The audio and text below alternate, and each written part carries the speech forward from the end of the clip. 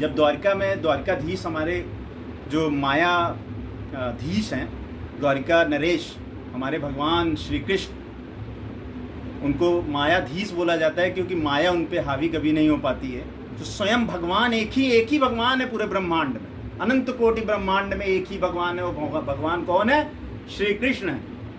तो जब द्वारिका नरेश द्वारिकाधीश अपने गद्दी पे विराजमान थे तो ब्रह्मा जी उनसे मिलने आए। उनके जब द्वार पे पहुँचे तो द्वारपाल ने उनको जो है रोक दिया, कहा कि कौन है आप?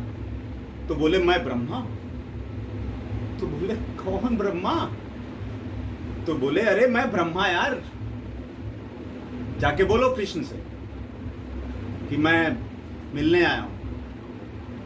तो गए अंदर, बोले ठीक है जाता हूं, हड़का दिए उसको द्वारपाल को, बेचारा जाना पड़ा उसको।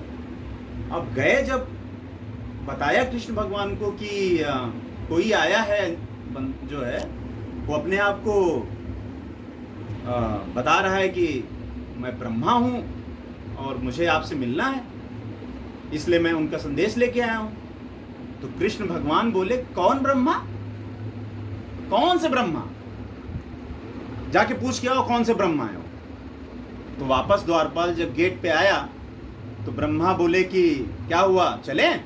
तो बोले नहीं, रुकिए, हमारे महाराज ने पूछा है कौन से ब्रह्मा। तो वो चकित हो गए, बोले कौन से ब्रह्मा? ब्रह्मा एक ही होता है, मैं ब्रह्मा, मैं सनक सनातन सनंदन सनत कुमार का जो मैं ही हूं। ठीक है? तो हुआ क्या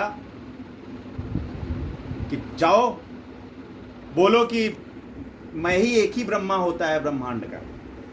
ठीक है? अब फिर गया द्वारपाल कृष्ण जी के पास। कृष्ण जी से बोला कि वो बोल रहे हैं कि भैया एक ही ब्रह्मा है और मैं वही ब्रह्मा हूं, मिलने आया हूं। तो कृष्ण जी बोले कि अच्छा भेजो यार, देखूं कौन से ब्रह्मा। तो ब्रह्मा आया द्वारपाल, कहा जाइए, कहना अच्छा पता चल गया ना मैं ही ब्रह्मा हूं। जब अंदर गए ब्रह्मा जी, प्रणाम उड़ाम हुआ सब, तो ब्रह्मा जी बोले कि महाराज ये बताइए कि क्या आपने मेरी जो क्या नाम है सीट है ब्रह्मा वाली, किसी और को दे दी है क्या? तो बोले क्यों? बोले द्वारपाल पूछ रहा था कि आप पूछ रहे हैं कि कौन से ब्रह्मा है, तो मतलब कोई तो अलग कुछ ब्रह्मा की नियुक्ति आपने किसी और को दे दी है, मुझे हटा दिया है पद से, तभी तो पूछ रहे होंगे कौन से ब्रह्मा। मुझे तो चिंता होने लगी है। तब श्री कृष्ण भगवान ने हंसते हुए, जैसा कि उनकी मुस्कान, उनकी लादनी शक्ति, जो उनका प्रेम रहता है चेहरे पे, जो प्रेम झलकता है, उस प्रेम से मुस्कुराते हुए उन्होंने अनंत कोटि ब्रह्मांड के ब्रह्मा को तुरंत उनके सामने उसका जो है जैसे कृष्ण को दिव्य दृष्टि दिया था और दर्शन कराया था अपने विराट स्वरूप का, वैसे ही उस विराट स्वरूप की तरह ही उन्होंने पूरे जो अनंत कोटि करोड़ों ब्रह्मांड हैं, हर ब्रह्मांड के ब्रह्मा को बुलाया और हर ब्रह्मांड का ब्रह्मा आके कृष्ण जी को प्रणाम करके वापस चले गए।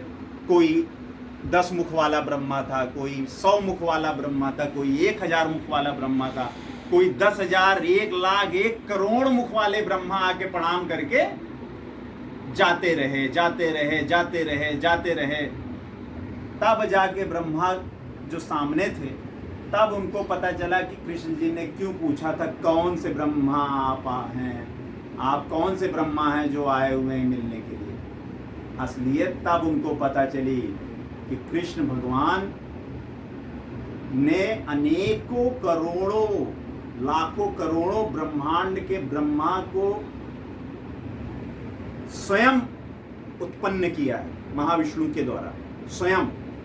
और इस पूरा जो ब्रह्मांड है अपनी 3 शक्तियों द्वारा, संधिनी, संवितन, लादनी शक्तियों द्वारा संकल्प मात्र से प्रकट करते हैं। उसके बाद जब महाप्रलय आता है तो वापस उन्हीं के उदर में चला जाता है। और ये ऐसे ही पूरा उनका खेल उसको होता रहता है, खेल है उनका, रमण करते हैं ये सब करके। लोग कहते हैं ना ये क्यों बना है, सृष्टि क्यों बनी है? ये भगवान श्री कृष्ण अपने रमण के लिए बनाया है, क्रीड़ा करने के लिए बनाया है। तो इसलिए सब लोग उनकी भक्ति करनी चाहिए, कृष्ण की भक्ति करनी चाहिए। हमारा जो मेन उद्देश्य है वो सिर्फ और सिर्फ कृष्ण की भक्ति, वही उद्देश्य है। कृष्ण जी का एक नाम आनंद भी है, इसीलिए हर व्यक्ति आज आनंद की खोज में है, क्योंकि आनंद कृष्ण का नाम है। चाहे वो दुख में आनंद खोजे, चाहे वो सुख में आनंद खोजे, लेकिन आनंद चाहिए। क्यों चाहिए आनंद? आज तक कोई किसी व्यक्ति के पास इस बात का आंसर नहीं है, आनंद क्यों चाहिए? क्योंकि आनंद स्वयं भगवान कृष्ण है, हर व्यक्ति वही चाहता है। तो इस लॉजिक से मैं ये कहूंगा कि हर व्यक्ति आस्तिक है। कोई इस धरती का एक भी व्यक्ति नास्तिक है ही नहीं। अगर वो बोले भी कि मैं नास्तिक हूं तो नास्तिक नहीं, वो है आस्तिक, क्योंकि उसे आनंद चाहिए। आनंद भगवान श्री कृष्ण का नाम। ठीक है, बाकी बात